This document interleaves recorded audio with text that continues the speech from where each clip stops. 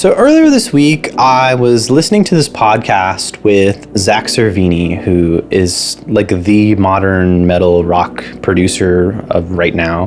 He does like Bring Me the Horizon and stuff in kind of that area. And there's always been this rumor that he uses Airpods to mix all his records. And I've always been curious about that because that sounds crazy to me.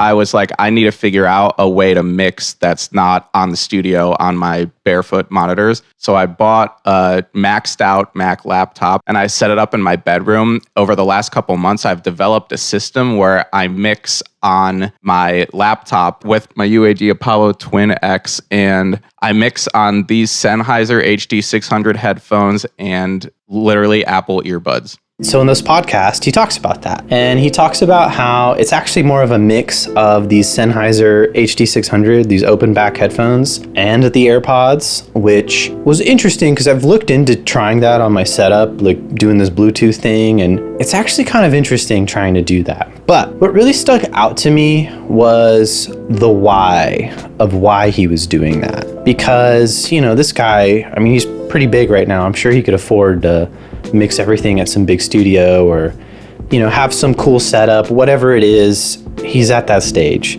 But in this interview, he kind of makes it seem like he would rather be able to just open up his laptop at home and bounce a mix there, or, you know, mix stuff there, just basically not have to like go into the full studio to like do any little thing. And it kind of had me thinking about outboard gear and how, you know, it's like, well, wouldn't you want all this crazy stuff to work on and do everything on? But in reality, it kind of seems like it's not as convenient to do that. You know, back in the day, we had to document everything. You know, there was someone with a checkboard that was marking down every little piece of gear, what was used.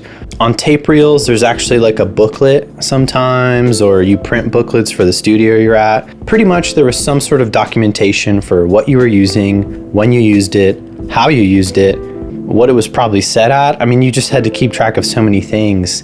And you fast forward to today, and we really kind of want stuff now. We don't want to wait.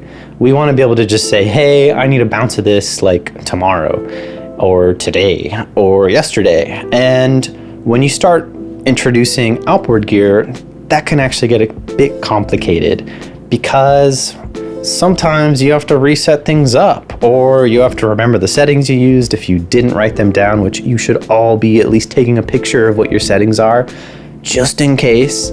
Outboard gear for mixing kind of has become complicated these days. For instance, at the studio I work at, we do kind of a hybrid mix. So we have the console running, but we also have Pro Tools. So in that, there is stuff going on in Pro Tools, but there's also this whole console and racks of mixing gear that has to be well documented, because if you want to open something up months later, that's not as easy as it sounds. And I think that's where, when I heard the Zakk Cervini thing, I was like, man, so maybe other people are kind of starting to think about this. I know I am, for instance, because sometimes I travel. It'd be nice to know I can still open up a mix for a band with just my laptop and, you know, keyboard and mouse. Maybe at most an interface too. Just knowing I could have that convenience, that peace of mind of, you know, not being like, oh, I'm not near my setup, I can't really do anything for you.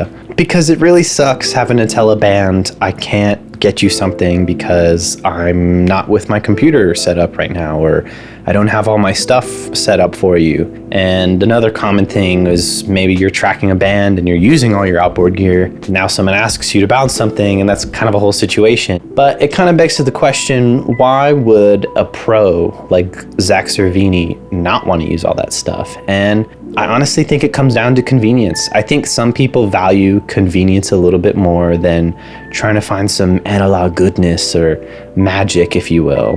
Now, I definitely love hardware. I love Outboard. I love mixing on a console. I think we all like the toys. It's just the matter of, do you also love that extra work? Because I do think it works for some things, but sometimes I think it doesn't work for everything. I think in a perfect world, tracking through hardware is awesome. And I think that's a great excuse to buy some hardware, is just the reality of tracking with it, because then you're getting it down on tape, if you will. you're getting it down more permanently, and you're not going to have to tweak it later. It's kind of already halfway there, which I think is what lets someone like Zakk Cervini probably mix a lot in the box and on headphones, is that, you know, he's probably tracking through some decent stuff.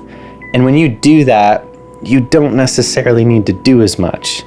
I think that's something that kind of gets twisted in all this YouTube stuff, is you think you need to buy gear, but then you want to use the gear on every aspect of what you're doing. But in reality, you kind of can simplify it. If you track a great vocal through your chain and all that kind of stuff, do you really need to throw it through all that stuff again while you're mixing and have all that, you know, in the middle of your workflow? Sure, you could do that, but in reality, if you got it right once, I don't think you really need to reprocess it again. It's kind of like putting tubes on tubes. You can do it, and sometimes it sounds fine. But also, do you need to do it, or are you just kind of wasting time? Because in reality, time is money. And if you want to make a living at this, you kind of have to start getting used to that. So I kind of just thought about ranting, I guess if you will, about outboard gear, and kind of making you think about, do you need something or do you want something? Are you just being sold stuff on YouTube? Because that is a thing, you know, it's honestly one of the things I see most on YouTube. I can't deny it, but seeing some of these gear reviews, I mean, they get lots of views. I mean, people want to see it in action, but at the same time, how many versions of Behringers or Warm Audio's new clone of a clone of a clone, whatever it is, how many of these things do we need? I mean, how many of these exist at this point?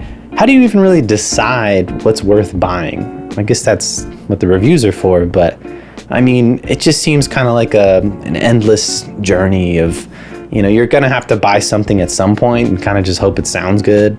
You'll probably want to convince yourself it sounds good if it doesn't, and that's actually another video I've got going on, this BBE Sonic Maximizer over here. Just probably one of the worst pieces of gear I've ever bought. Expect that video to come soon. And I mean, that's kind of another example of, it was a piece of hardware gear I bought because it was cheap and it was something I could put in my rack.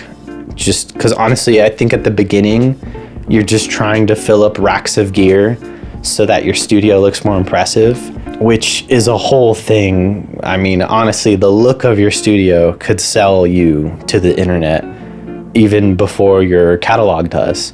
You know, people see a cool studio and they just kind of think, oh wow, that's dope, I want to go work on over there. Because to be honest, artists don't really know a lot about all this hardware.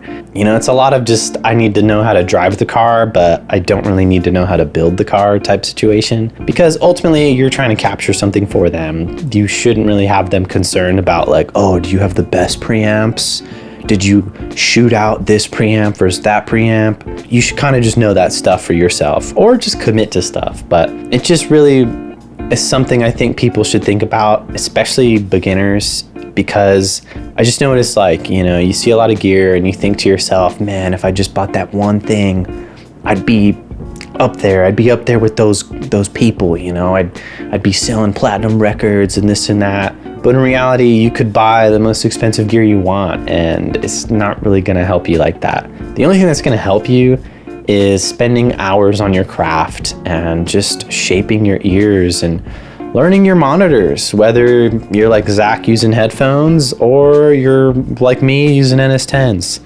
Whatever it is, ultimately what's gonna make you better is not the gear that you buy. What's gonna make you better is learning how to use the gear that you have. I think that's something that we should talk more about on YouTube, is how do you get better without having to spend money? I think we all love that, right? We don't want to spend money to get better. You know, people want free plugins, they want free this and that. And YouTube's great because there's a lot of free content. There's a lot of free how to get better at blank. But I think something that we should also think about is, you know, not trying to push so much gear on everyone, especially in times like these where gear is expensive. You know, I remember gear being a lot cheaper just 5 years ago. So to think of where it's at now, it just starts to become even more unattainable for some people. And it just can kind of bum you out. It can kind of make you feel like, man, I'll never get there. I'll never get that.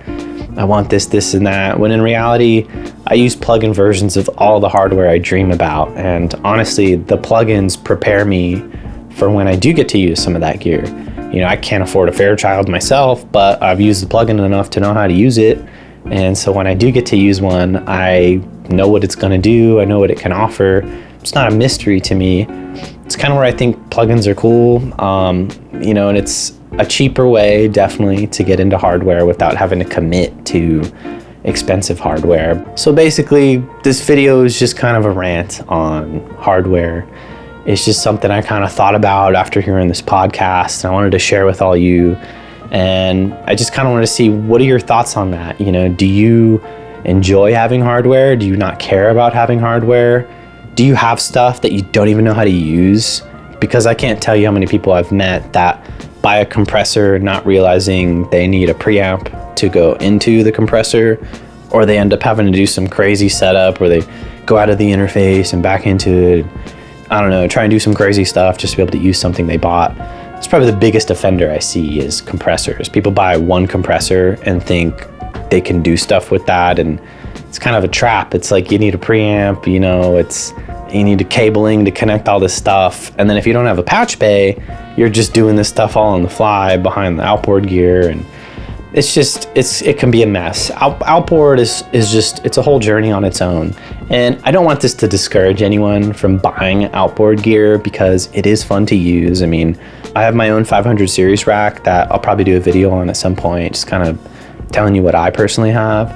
But ultimately, it's just kind of more so be careful with outboard gear.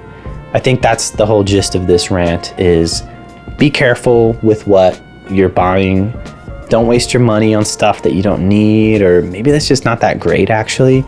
Really try and sit down and think, what will make your mixes better? What will make your songs better? What will actually show an improvement?